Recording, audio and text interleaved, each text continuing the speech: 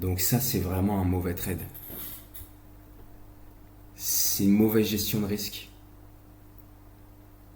Et je sais pas, j'ai pas d'autres mots.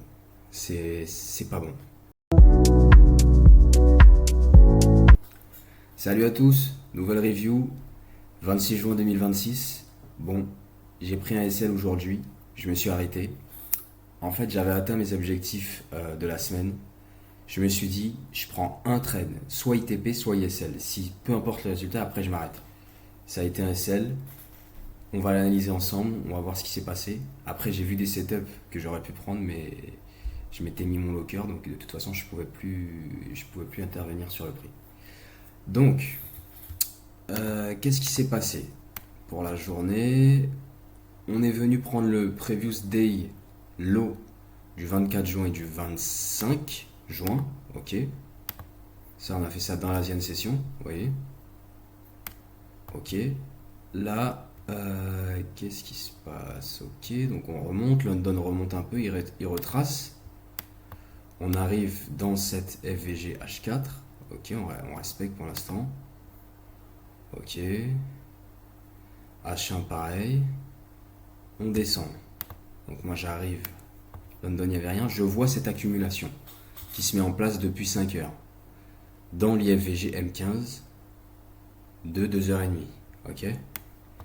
L'accumulation elle est claire, elle se met en place. Pour l'instant, j'ai pas de setup. M5, j'ai pas de setup. Et c'est là, qu'est-ce que je vois ici en M3, bag, et on drop. Ok. Ici, en fait, j'ai une anomalie. C'est mon setup. Hein. Donc, bon, je vais toujours mettre un bag. Ok.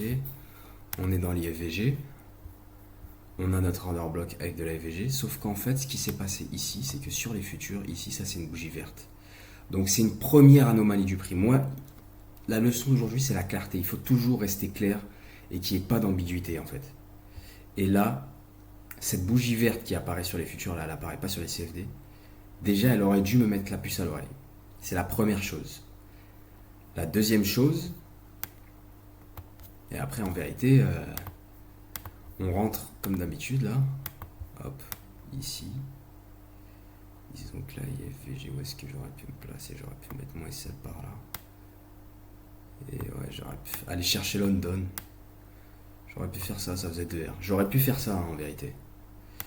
Mais c'est pas ce que j'ai fait. C'est pas ce que j'ai fait. J'ai attendu ma M5. Ok. Et en fait, j'ai considéré cette prise de liquidité avec la création de ce swing low. Et je suis rentré ici. En deuxième partie, avec un SL ici. Et en fait, ce qui a été con, hein, c'est que j'ai pas pris mes profils, les gars. Je voulais absolument aller chercher l'Asian session. Donc ça, c'est vraiment un mauvais trade. C'est une mauvaise gestion de risque. Et je sais pas, j'ai pas d'autres mots. C'est pas bon. C'est pas bien. Et en plus, voilà, ça m'aurait fait tilter d'avoir fait une connerie comme ça. Donc, j'ai bien fait de m'arrêter. Mais l'essentiel, là, dans l'exécution, je me suis trompé. C'est gourmandise et mauvaise gestion, hein, tout simplement. Mais c'est surtout la HTF. On est dans le dip. Là, sur les CFD, on voit pas qu'on est dans le dip. Et je peux vous dire que sur les futurs, c'est très clair. On a atteint le dip et il est très clair. Je pense que si on trace comme ça, non, même pas. Non. Mais sur les futurs, en tout cas, on est arrivé dans le dip. Et de toute façon, il y a toujours cet order block qui est adossé au dip. Je ne peux pas faire de la continuation avec de la cassure. Je peux pas. Il aurait fallu que le setup soit parfait. Il aurait fallu que ce soit imperfect, mais ça n'a pas été le cas.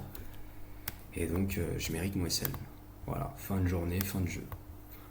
Après, même avec ce SL, je reste en gain. Et j'ai fait une très bonne semaine. Hein.